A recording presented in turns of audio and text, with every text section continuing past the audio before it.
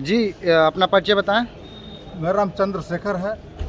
मैं अनुसूचित चमार समाज से बिलोंग करता हूँ। अच्छा, क्या क्या मामले में आज आप? पार्टी का नेता हूँ। अच्छा, हमारी मांग है महामहिम राष्ट्रपति महोदय से, जो आज एसडीएम साहब के माध्यम से पत्र दिया गया है कि बांसफोर, मुसहर, पत्थरकट एवं बनवासी समाज को अनुसूचित जनजाति में सम्मिलित किए जाने के संबंध में क्या आश्वासन मिला एसडीएम साहब? एसडीएम साहब ने कहा कि ठीक हम भेज देंगे। अच्छा, और उस पर विचार किया जाएगा। उसमें हमने पत्र लिखा है श्रीमान जी कि महोदय, सादर अवगत कराना है कि उत्तर प्रदेश के पूर्वांचल के कई जिलों मऊ, आजमगढ़, बलिया, गाजीपुर, गोरखपुर इत्यादि में बांसफोर, मुसहर, पत्थरकट, बनवासी आदि कई जनजातियां जो घुमंतु हैं, जो खाना बदोश की ज़िंदगी जीने को मजबूर हैं, को अनुसूचित जाति में सम्मिलित किया गया है, जबकि इन्हें अनुसूचित जनजाति में सम्मिलित किया जाना चाहिए था। यह समुदाय पूर्ण रूप से भूमिहीन एवं आवास विहीन है। मशीनी युग में इनका पैतृक रोजगार डलिया पत्तल बनाना भी छिन गया है। न भूखमरी कगार पर हैं। विकसित भारत में मूलभूत सुविधाओं से वंचित, सड़क के किनारे दीनहीन स्थिति में इनकी दयनीय दशा को पिछली सरकारें नज़रअंदाज करती रही हैं। वर्तमान सरकार की सबके साथ सबका विकास की मंशा से एक आशा की किरण जगी है कि इसलिए कि हम लोगों की मांग पूरा हो सकती है। इसलिए सरकार से पूर्ण विश्वास के साथ निम्नलिखित मांग की जाती है। पहला मांग है सर कि बांसफोर, मुसहर, बनवासी, पत्थरकट समाज को अनुसूचित जनजाति में सम्मिलित किया जाए। दूसरा मांग यह है कि इन जातियों को कृषि एवं आवासीय भूमि आवंटित किया जाए, जो कि बिल्कुल भूमिहीन है। तीसरा का है कि इनके बच्चों को प्राइमरी तक तो शिक्षा दी जाती है, लेकिन इससे ऊपर की शिक्षा से वंचित रह जाते हैं, इसलिए उच्च शिक्षा की व्यवस्था किया जाए। और दूसरा है कि रोजगार तो छिन गया है इनका, इसलिए जो रोजगार इनको जो उपलब्ध कराया जाए। पाँचवा है कि स्वास्थ्य की उत्तम व्यवस्था कराई जाए।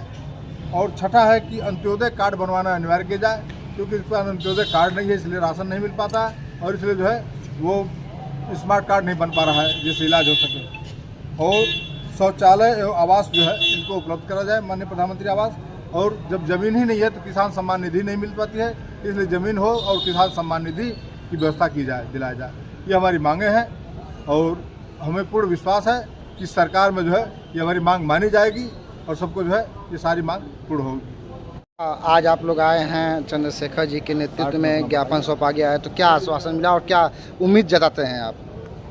उम्मीद क्या जगाया जाए, उम्मीद तो करते हैं कि शायद हो सकता है हम लोगों की मांग तो पूरी हो जाए। रोड के किनारे झोपड़ी लगा के जीवन व्यतीत करें, उनके पास सुई की नोक पर ज़मीन नहीं है जो अपने मकान को बनाते हैं। पर गाँव का प्रधान जो है पट्टा उन लोगों को करता है जिनके बाप के नाम से 2 बीघा, 4 बीघा, 10 बीघा खेती है, उसके बेटा को भूमिहीन बनाकर पट्टा दिया जाता है। ये शिवपूजन क्या कहना चाहेंगे? आज चंद्रशेखर जी के नेतृत्व में ज्ञापन सभा, कितने लोग हैं आप लोग?